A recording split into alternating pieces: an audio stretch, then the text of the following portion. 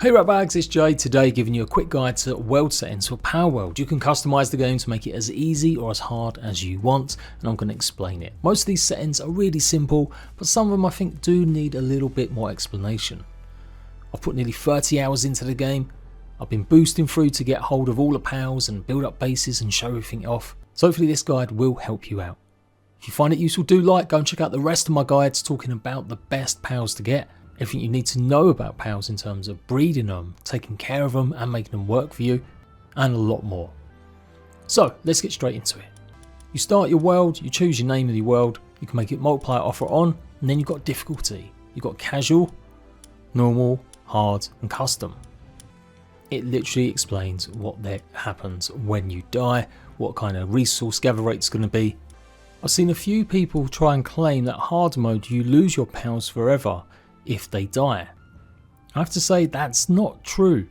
I've tested a bunch of different things. As far as I know, when your pals lose all their health, they get knocked out and then you have to put them in the pal box, and depending on some settings, for me it was 10 minutes later they'd be okay again. Obviously some of these settings you'll drop all your items, so if you don't go back to your bag, that might make it feel like you've lost them forever. So obviously still go and get all your gear back. Now I've been playing a lot in custom mode because I wanted to boost and show all the pals and all different crafting options, so I basically made the game pretty easy. If we go into custom settings from normal, this is what it obviously looks like and you'll be able to see it yourself. I'm quickly going to change it to the settings that I've had and explain as we go. Okay, some real basic ones. Daytime speed. If you have this at 0.1, literally you won't really ever experience a nighttime, or certainly in about maybe 10 hours I never had one. If you put it at 0.2 you will get a nighttime, but again it's really long time. What does happen though is that you end up having sort of dusk and dawn take a while longer. Also chests and eggs do respawn, but they do have to have a certain period of days, so you don't really want it on permanent day. The base stats are around 1, and also you can check the base stats whenever you go into it, you'll see exactly what they are. Nighttime speed, yep, if you put it all the way to 5 it will go super quick, but again be warned, some pals only appear at nighttime, so if you want more chance of capturing some of them you might not want to put it that high. XP rate, obviously this is really important. Too fast and you'll certainly level up too quickly, and you may spoil the enjoyment and the grind of the game. I would say though for sure the game is grindy in terms of getting lots of resources, even with the pals helping you. Specific stuff like copper ore takes a long time to get and nearly everything requires it. So I think it's a bit of a bonus being able to have at least some unlocks ready and waiting for you. Again, the base stats will probably be like 1.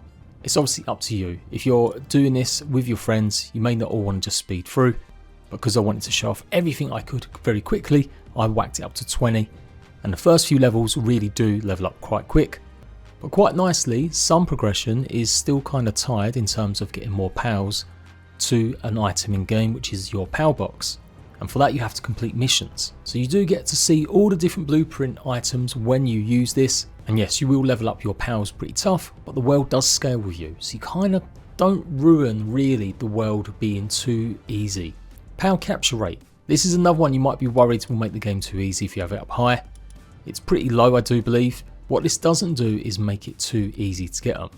You're still going to need to be roughly the right level. Maybe have the right spheres to use, which you can get more advanced ones to capture the highest level pals. What this does is for the pals that are your level, it does make it a little bit quicker. So you're not really cheesing or cheating too much if you have it really high. Obviously if you want a much tougher experience where you really have to have the best pal spheres, literally take the pals all the way down to their most lowest of health and maybe use lots of traps, and you could certainly go ahead and put it at 0.5. Pal appearance rate. Honestly this was set at 1 and I found sometimes you'd be running around for ages without pals. Especially when you start exploring some of the other areas in the game. The home area that you spawn in, the Windswept Hills, that's got a lot of pals, but some of the north areas in the cold, you only come across certain groups and stuff, and I just found that it wasn't maybe as many. Be warned though that if you do have it really super high, it does mean that yes, more pals will spawn, and especially in dangerous areas where you will eventually start coming across more dangerous pals, it can be a real drag just running into the same groups of pals that will instantly try and kill you. For me, 2 was a good safe bet. consistently saw lines of pals walking around, giving me a chance to go and get as many as I could. Damage from pals and damage to pals. This is something I've been messing around with a lot, so I was trying to work out whether or not it applied just to wild pals, your pals, and so far, unless I've got this wrong, damage from pals is literally the damage from your pals that you've tamed. So if you have this really low, they're not going to do much damage at all, and honestly they're pretty useless if that's the case. And if you have it super high, man, they can do the work for you, and all you have to do is dodge out the way. Damage to pals. When your pal gets damaged by other pals or bandits or some of the elite soldiers, obviously if you have that high, your actual pals could end up being knocked out.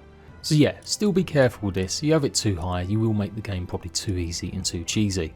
Got pal hunger depletion and stamina reduction rate.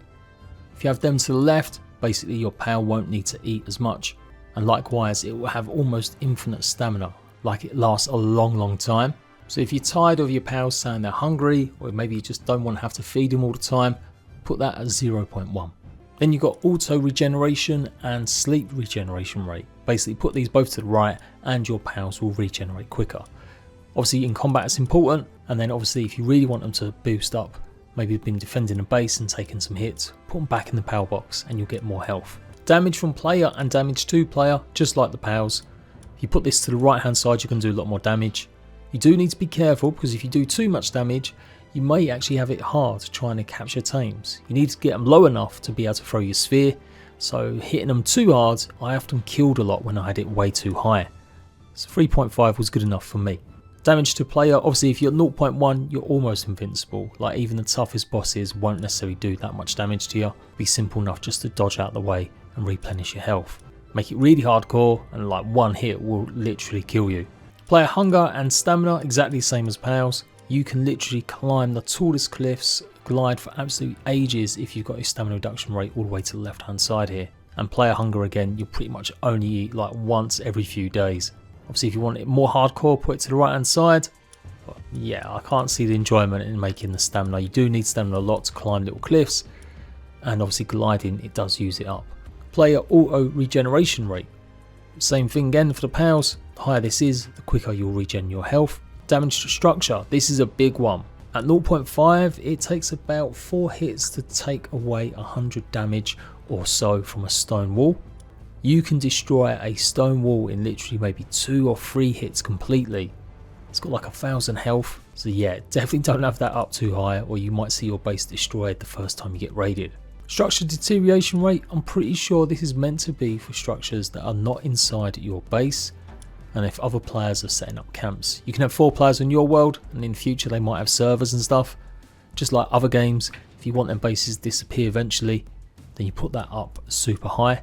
Otherwise, if you don't want any bases to disappear, maybe you're building a bridge across to get somewhere, then put that to 0. I couldn't find anything to do with upkeep in the game. It's not like you have to play like Rust or even Ark where you have to repair regularly. You do have to repair your buildings if they get damaged, you get repair kits. But yeah, it didn't seem to be really implemented properly. Maximum number of items drops in the world, just increase that if you want to see lots more stuff. Obviously the pals can kill each other. Maybe if you've got massive factories going on, so have that pretty high, although it might start tanking the performance. Gatherable items multiplier. Obviously increase this to the right and you should get more resources, or maybe quicker. If you have the gatherable objects HP multiplier to the left hand side, it doesn't actually make the node disappear any quicker. I tested it a bit more thoroughly, but what happens is you do get more resources. First one you saw just there was a clip showing when it was all the way to the left and I got 100 stone. This one, when I put it all the way to the right, I only got 50.